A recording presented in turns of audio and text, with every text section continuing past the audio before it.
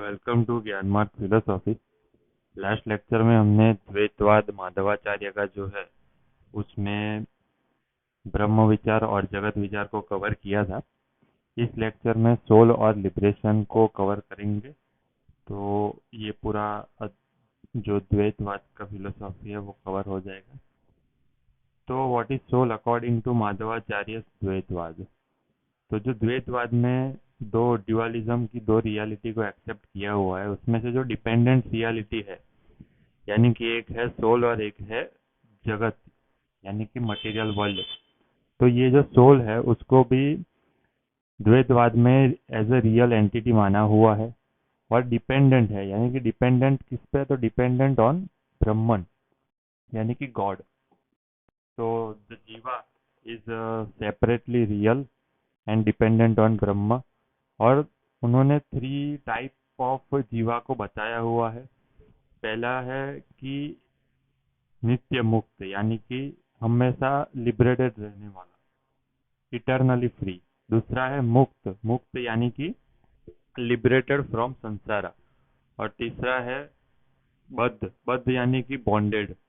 उसमें भी बद्ध में भी दो टाइप है, एक है मुक्त योग्य और एक है तमो योग्य। मुक्त योग्य यानी कि ये जो नॉर्मल पीपल का जो सोल है वो मुक्त योग्य, और तमो योग्य यानी कि डिमोन, घोस्ट और राक्षस का जो सोल है वो तमो योग्य उसे बोलते हैं।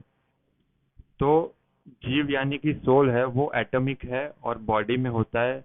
और जैसे लाइट जो प्रकाशित होती है इसी तरह ये भी उसके सेंसेशन इंटायर बॉडी में फैलते हैं।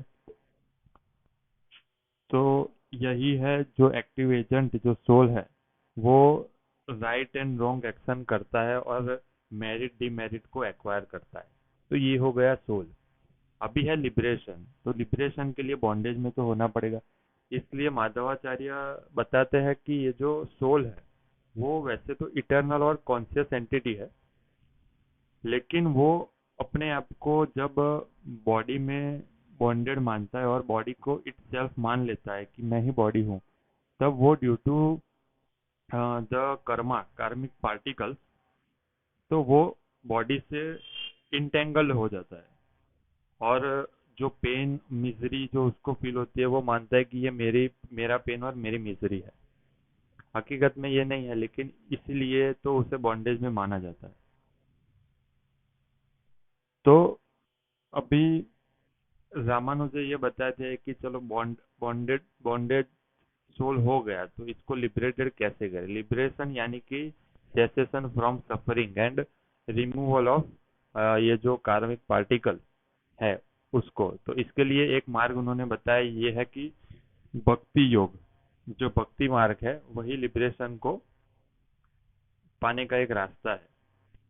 जैसे कि रामानुजा ने भी यही भक्ति योग यानी कि भक्ति मार्ग को अपनाया था, इसी तरह माधवाचार्य ने भी भक्ति मार्ग को बताया है।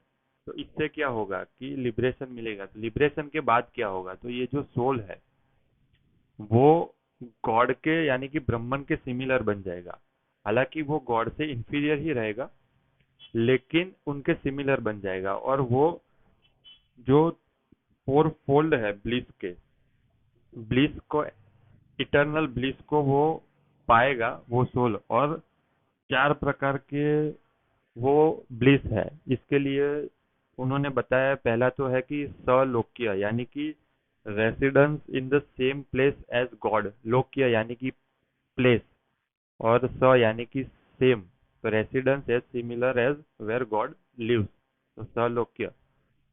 दूसरा है समीप्य, समीप यानी कि नियरनेस, तो समीप्य यानी कि टू नियरनेस टू गॉड, सलोक्य समीप्य। फिर है स्वरूप, स्वरूप्य यानी कि बिकमिंग इटर्नल लाइक गॉड।